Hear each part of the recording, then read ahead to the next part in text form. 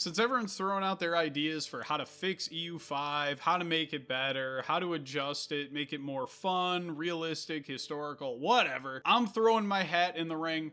I've got a radical proposal, and that is to more closely merge the estate and pop mechanics of the game to a point where every pop in EU5 is practically an estate unto itself. Now, what do I mean by this? Let's specifically look at the Mamluks and the Circassians that made up their nobility and their, the core of the elite of their fighting force. Now, if we want to reflect the privileges that they had, it would be weird for, the Circassian Sunni nobles to be treated the same way as, let's say, some conquered Greek Orthodox nobles. They would not have the same rights, privileges, or restrictions if we were to introduce those. That would be weird. Of course, this also runs into the issue of the dhimmi estate lumping together vastly different groups of people along the lines of religion, but we don't need to get into all that today. Now, I can already hear the people getting their pitchforks and torches and saying, Professor Jam, why on earth would we split hairs about this? So I have gathered a list of potential fixes and ways that this would enrich EU5. Trust me, I didn't just do this because I was bored and I wanted to make things more complicated than they already are. First, this adds more depth to domestic affairs, which I'm sorry, map painters, that's something that people also play these games for. I think it would be exciting for cultures to mean more in this game. Right now, it just feels kind of hollow. Yeah, some cultures, if they're lucky, get access to some unique advancements, and you get that with religions too, but then everybody else in your country, if they're not part of the dominant group, they just have varying levels of dissatisfaction depending on how, closely aligned they are. And I don't find that very fulfilling. With added control and detail, we could have things like inviting in settlers from other regions or cultures via granting them privileges, or co-opting the elites of a recently conquered area in order to strengthen your grip on the region.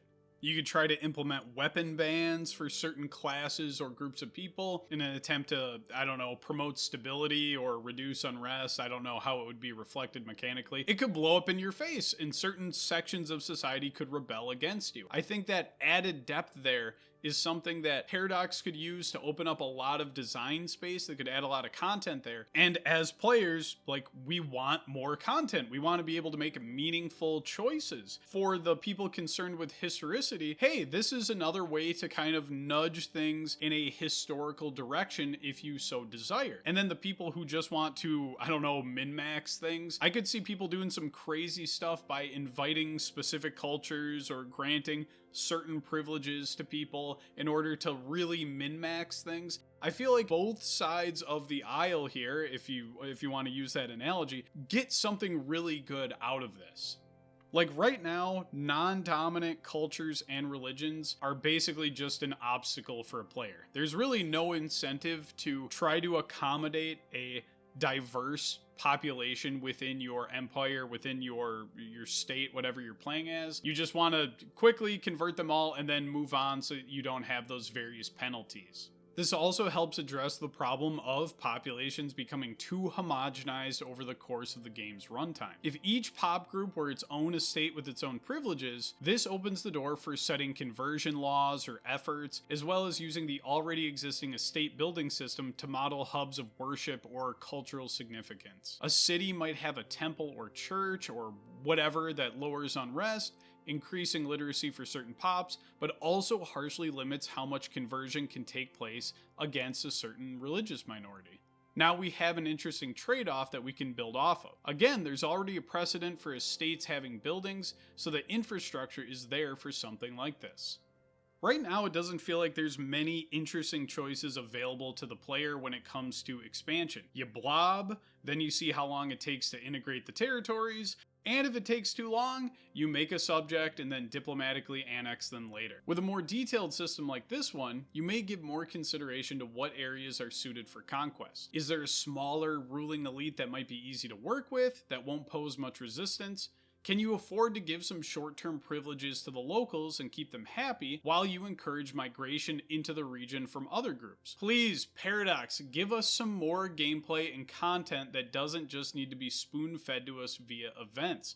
Give us some player agency here on how we want to not only conquer territory, but then how to integrate it. And this isn't to say that subject states don't have their place, but they're currently the obvious choice for handling newly acquired lands. And I don't think it's healthy that one specific way of playing is so clearly superior to the others. Plus, it's just not historically accurate. This system I'm proposing both gives players more options on how they want to play and plays to the historical crowd. Now, this proposal is far from perfect, and I do foresee some issues that I'm going to try to address ahead of time. First off, this is something that not everyone's going to be into.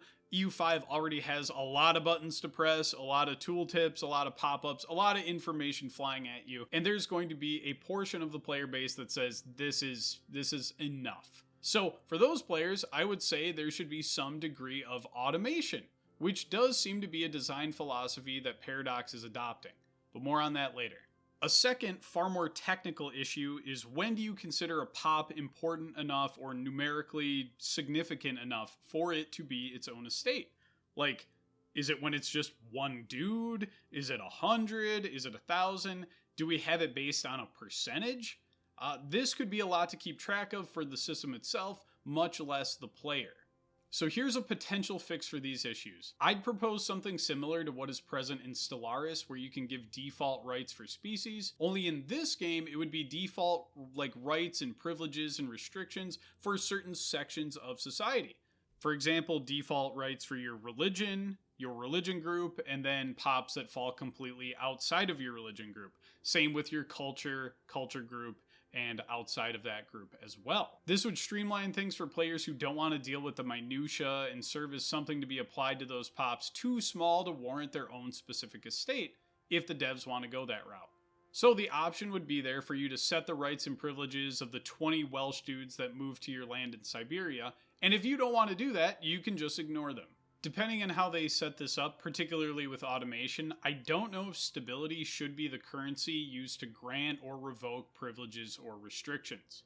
Maybe large changes made to numerically or politically significant groups will still have stability costs, but I don't think anyone wants to take a minus 25 stability hit because the automated system handled the rights of new pops in a single, newly acquired, diverse location.